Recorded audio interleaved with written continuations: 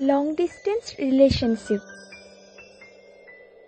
কাষত নাথাকিলেও প্ৰতিটো মুহূৰ্তত প্ৰিয় মানুহজনক অনুভৱ কৰাৰ নামেই লং ডিষ্টেন্স ৰিলেশ্যনশ্বিপ, নহয় জানো? সেই ৰিলেশ্যনশ্বিপবোৰত বহুতো প্লেন কৰাৰ পাছত এদিন দেখা হয়। বহুত দিন অপেক্ষা কৰাৰ পিছতহে আহে সেই ধুনীয়া ধুনীয়া ক্ষণবোৰ। আৰু সেই দিনটো যেন জীৱনৰ এটা আটাইতকৈ ভাল লগা দিন। ইমান দিনৰ পিছত তেওঁক দেখা, অৱশেষত তেওঁৰ হাতত হাত ধৰা, তেওঁৰ কান্ধত মূৰ থৈ হেঁপাহ পলুৱাই মনৰ কথা পতা, তেওঁৰ লগত ধেমালি কৰা আৰু প্ৰাণ ভৰি তেওঁক চোৱা যেন জীৱনৰ শ্ৰেষ্ঠ অনুভূতি। অনেক দিনৰ পিছত দেখাৰ পাছতো কাৰো প্ৰতি কোনো জনৰে বিন্দু মাত্ৰ ভাল পোৱা কমি নাযায়। হয়তো এয়াই সঁচা ভাল পোৱা। এনেধৰণৰ ৰিলেশ্যনশ্বিপবোৰত বিশেষ দিনবোৰত একেলগে সময় কটাব নোৱাৰিলেও ইমান দিনৰ পিছত প্ৰিয় মানুহজনক লগ পাই তেওঁৰ লগত কটোৱা সেই সময়খিনি যেন জীৱনৰ সকলোতকৈ ভাল লগা সময়।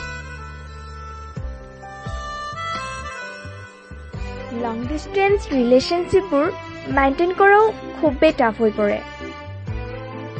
হেজাৰ ৰকমৰ বাধাও আহে। তথাপিও হাতৰ পৰা হাত এৰি দিয়া নহয়। ইজনে সিজনৰ হাতত খামুচি ধৰি থকাৰ দৰে সম্পৰ্কটো খামুচি ধৰি ৰাখে। গোটেই দিনটো বিভিন্ন কাম কাজৰ মাজে মাজে বাৰে বাৰে মোবাইলটোলৈ চাই থাকোঁতেই যেন দিনটো পাৰ হৈ যায়।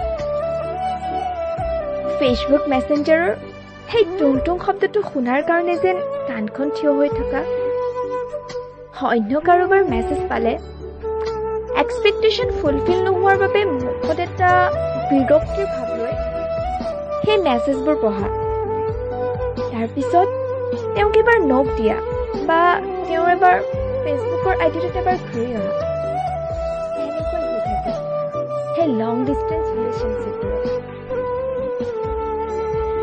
ফেচবুক, হোৱাটছআপ, মেছেঞ্জাৰ আদিত কেতিয়াবা মেছেজ নাপালে ডাইৰেক্ট মেছেজ কৰা, সেয়াও নহ'লে তেওঁ মাতটো এবাৰ শুনিবৰ বাবে, তেওঁ কি কৰিছে, কি খাইছে আদি কথাবোৰ জানিবৰ বাবে, মনৰ অনুভৱবোৰ প্ৰকাশ কৰিবৰ বাবে ডাইৰেক্ট কল কৰা, সেইবোৰেইতো হৈ থাকে এই ৰিলেশ্যনশ্বিপবোৰত। আচলতে এনেধৰণৰ সম্পৰ্কবোৰ জীয়াই থাকে ভৰসা, শ্ৰদ্ধা, পবিত্ৰতা আৰু সপোনৰ বান্ধোনৰ মাজত, দুয়োজনৰে সপোন পূৰণৰ প্ৰবল প্ৰচেষ্টাত।